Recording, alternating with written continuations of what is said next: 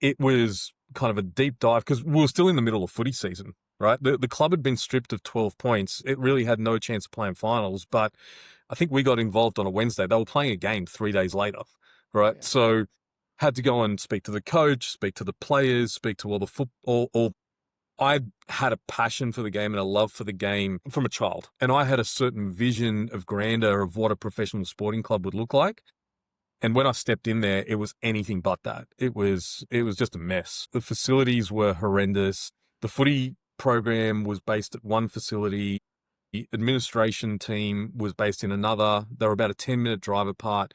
You had people that had worked at the organisation, some who had been 10-year servants of the football club, 10-year servants at the admin, and never knew each other, had never met, did not know who each other was.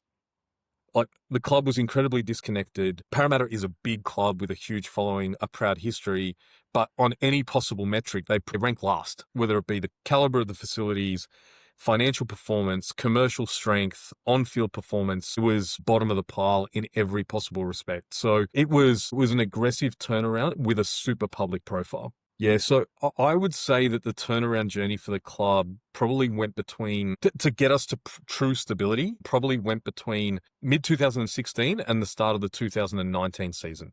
So we had to aggressively address financial performance, which involved, I guess, putting proper systems in place to manage expenditure and basically pull the reins back on spending money that we didn't have, building trust and credibility with our stakeholders. So whether that be our sponsors, our members, our fans, government, the NRL, there was a huge trust rebuild exercise that needed to happen.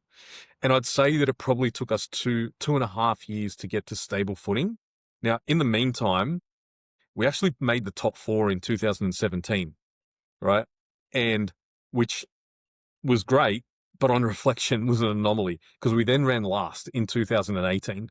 And neither one of those is probably a reflection of where the club truly lay. It was probably somewhere in between. We grossly overperformed in 2017 on the field. That helped with rebuilding trust and credibility and support from the fan base. But then we had a disastrous 2018. We had a stack of injuries. Culturally, there were some players that just needed to be moved on. But then the key transformative piece for the club was 19. We had cleared out a lot of the people that needed to move on. We moved to a new stadium, CommBank Stadium, I guess what's known as Western Sydney Stadium. And that almost was a breath of fresh air for the club. We moved to what is probably the best rugby league stadium in the country. And it was almost like a bit of a rebirth for the organisation. And it allowed us to capitalize on, I guess, the work that had been done in the previous 2.5 years. And the other thing that addressing the financial performance allowed us to do was to invest in greater capability within the football program beyond the coach.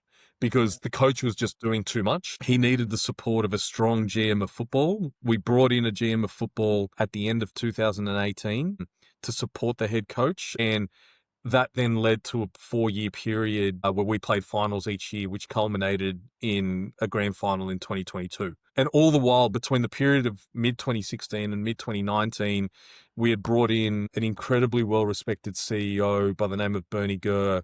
Bernie had been around the game for a long, long time. Bernie's leadership played a big part in bringing back trust and credibility for the club. That kind of set us on the path on resetting those strong foundations for the club.